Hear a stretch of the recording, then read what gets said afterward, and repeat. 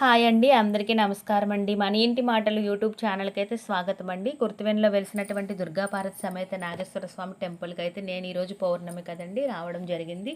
మీరు కూడా చూద్దురు కానీ రండి.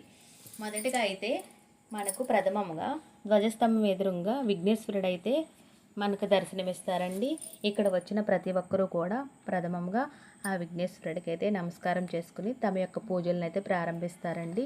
నేనైతే ఇంటి దగ్గర నుండి ఉసిరి దీపాలను, పిండి దీపాలను తయారు చేసుకుని తెచ్చుకున్నాను కదండి. అవి అయితే ధ్వజస్తంభం దగ్గర పెట్టి వెలిగించుకొని ఆ స్వామివారికి ప్రథమంగా నేనైతే పూజనైతే చేసుకున్నానండి.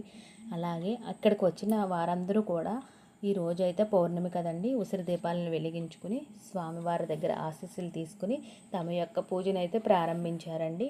నేనైతే పెద్దొత్తుని వెలిగించుకొని అభిషేకం కూడా చేయించుకొని ఇంకా స్వామివారికి అయితే హారతినిచ్చేసాను. అలా హారతినిచ్చిన తర్వాత నా మనసులో కోరికలన్నీ కూడా ఆ స్వామివారికి చెప్పుకొని నా మనసులోనే ఆయనను స్మరించుకుంటూ నమస్కరించుకున్నానండి. తర్వాత స్వయంపాక దానాన్ని ఇవ్వడానికి అయితే నేను బయలుదేరాను.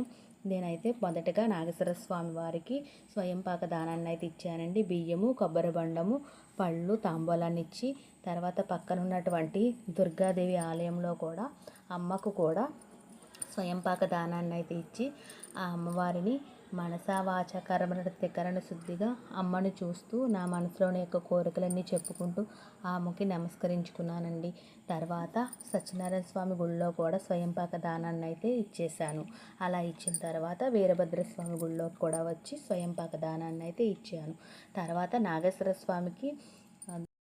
నాగేశ్వర స్వామికి ఈశాన్యమూలనటువంటి కృష్ణ పరమాత్ముడి దగ్గరికి వెళ్ళి నేనైతే నమస్కారం చేసుకుని ఆయన కూడా దండం పెట్టుకున్నానండి. అలా దండం పెట్టుకున్న తర్వాత ధ్వజస్తంభం దగ్గర అయితే జ్వాలా తోరణాన్ని అయితే వదలడానికి కృష్ణ గారి పూజను అయితే చేయడం జరిగిందండి. అలా పూజన చేసిన తర్వాత జ్వాలా తోరణాన్ని నెమ్మదిగా పైకి అయితే వదలడం జరిగిందండి. అక్కడికి వచ్చిన వారందరూ కూడా జ్వాలా తోరణానికి నమస్కరించుకుని దండం పెట్టుకుని ఆ స్వామివారిని మనసా వాచ దండం అయితే పెట్టుకోవడం జరిగిందండి.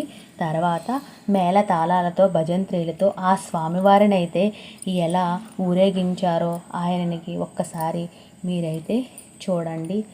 మీరు కూడా చూస్తూ అలా ఉండిపోవాలనిపిస్తుంది.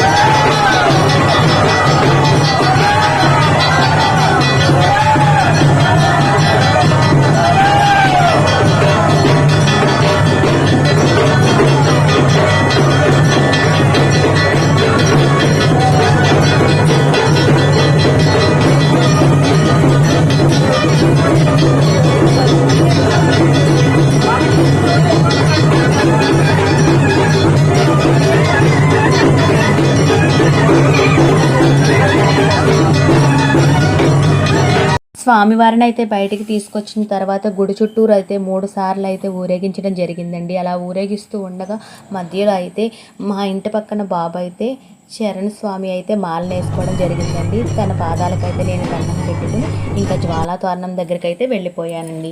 జ్వాలా తోరణం దగ్గర అయితే జనం క్రౌడ్ అయితే చాలా ఎక్కువగా ఉన్నారండి. జ్వాలా తోరణాన్ని అయితే పూజారి గారు కృష్ణ గారు అయితే వెలిగించడం జరిగిందండి. అలా వెలిగించిన తర్వాత ఆ స్వామివారిని అటువైపు నుండి ఇటువైపు, ఇటువైపు నుండి అటువైపు 3 సార్లు అయితే స్వామివారిని ఊరేగించడం జరిగిందండి. అలా ఊరేగించిన తర్వాత అక్కడికి వచ్చిన వారందరూ కూడా ఆ జ్వాలా తోరణం దగ్గర గడ్డినైతే తీసుకోవడం జరిగిందండి. అలా తీసుకోవడం వల్ల మనకైతే చాలా మంచి జరుగుతుందంటండి. మన పశువులు పెట్టుకుంటే కూడా పాడి పంటలకి లోటు ఉండదంట. అందుకని అక్కడికి వచ్చిన వారందరూ కూడా జ్వాలా తోరణం దగ్గర గడ్డినైతే తీసుకోవడం జరిగిందండి. జనం అయితే క్రౌడ్ చాలా ఎక్కువ ఉన్నారండి. జ్వాలా తోరణం అప్పుడు తొక్కిసలాట్లు అవి జరుగుతాయండి. మనమైతే చాలా జాగ్రత్తగా ఉండాలండి. అక్కడ జనం అయితే చాలా ఎక్కువ స్థాయిలో ఉండడం వల్ల తొక్కిసలాట్లు కూడా జరుగుతున్నాయండి. ఫైనల్గా అయితే జ్వాలా తోరణానికి ఇంకా నేను దండం పెట్టుకున్నానండి. జ్వాలా తోరణానికి గడ్డి కూడా నాకు కొంచెం దొరికిందండి. ఫైనల్గా నేనైతే ఇంక ఇంటికి వచ్చేసానండి. ఇంటికి వచ్చిన తర్వాత తులసమ్మ దగ్గర అయితే దీపారాధన చేసుకున్నాను. అలా దీపారాధన చేసుకున్న తర్వాత చందమామని చూసైతే నేను ఇంకా దండం పెట్టేసుకుని అత్రేసి అన్నం వంకాయ పచ్చడి వేసుకుని అన్నం అయితే తినేసానండి. మన ఇంటి మాటలు యూట్యూబ్ ఛానల్ని లైక్ చేయండి, షేర్ చేయండి, సబ్స్క్రైబ్ చేయండి. యూట్యూబ్ అండ్ ఇన్స్టాగ్రామ్లో ప్లీజ్ సపోర్ట్ మీ.